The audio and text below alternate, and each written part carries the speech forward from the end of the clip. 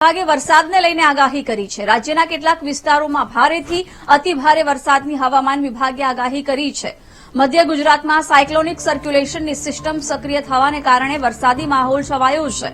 આજે પોરબંદર, જૂનાગઢ, દ્વારકા, ગીર સોમનાથ અને દીવમાં ભારે વરસાદની આગાહી છે, તો આણંદ, સુરત, ડાંગ, નવસારી, વલસાડ, રાજકોટ અને કચ્છમાં વરસાદ પડવાની આગાહી કરાઈ છે।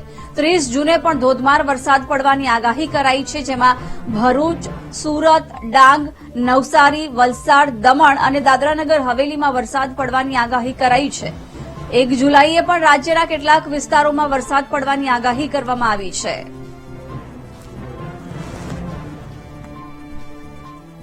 વિગતો સાથે સંવાદદાતા દર્શલ જોડાઈ ગયા છે। દર્શલ, વરસાદને લઈને હવામાન વિભાગની શું છે આગાહી?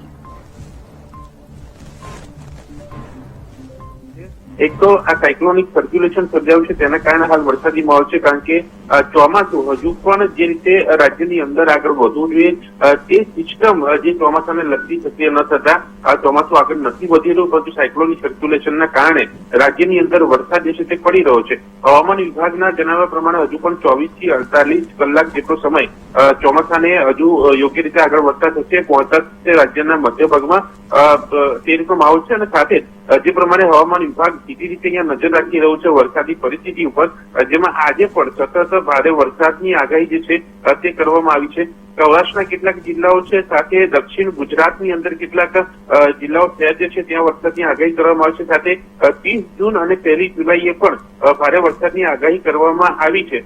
મધ્ય ગુજરાતમાં પણ તેની અસર જે છે તે જોવા મળી છે, અને 1 જુલાઈએ અમદાવાદ, ગાંધીનગર જે છે ત્યાં પણ ભારે વરસાદની આગાહી કરવામાં આવી છે। એટલે આ પ્રમાણે હાલ રાજ્યની અંદર વરસાદી માહોલ છે, તો ક્યાંક વરસાદી ઝાપટા છે, તો ક્યાંક ભારે વરસાદ પણ પડી રહ્યો છે। અને જે રીતે ચોમાસું જે નથી આવ્યું એટલે સ્વાભાવિક છે કે એટલો વરસાદ નથી પડ્યો, એટલે કે આ વખતે જે ચોમાસા 15 જૂનની આસપાસ જે બેસતું હોય છે તે બાદ જે વરસાદ નોંધાતો હોય છે તેમાં પણ આ વખતે ઓછો વરસાદ પડ્યો છે, તે આંકડાઓ પણ સામે આવ્યા છે। એટલે કાંઈક ચિંતાની બાબત છે, પરંતુ સાથે આ સાયક્લોનિક સર્ક્યુલેશનના કારણે જે વરસાદી માહોલ જે છે તેના કારણે લોકોને રાહત મળી છે, ખાસ કરીને જગતના તાતને એટલા માટે, કારણ કે તેઓએ અત્યારે વાવણીનો સમય છે અને તેમાં વરસાદ ખૂબ મદદરૂપ છે, પરંતુ સાથે વરસાદના કારણે ક્યાંક ગરમી દૂર થઈ છે, પરંતુ આ જ વરસાદી સિસ્ટમ જે સાયક્લોનિક સર્ક્યુલેશન છે, વરસાદી માહોલ છે, તેના કારણે યોગ્ય વરસાદ ન પડતા એક બફરાનો માહોલ પણ છે તે જોવા મળી રહ્યો છે, કારણ કે ક્યાંક વરસાદ હોય છે, બાદમાં ઉકળાટ હોય છે।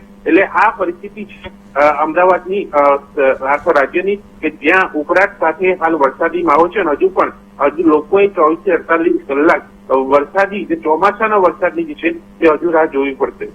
બિલકુલ દર્શલ, આભાર જાણકારી આપવા બદલ।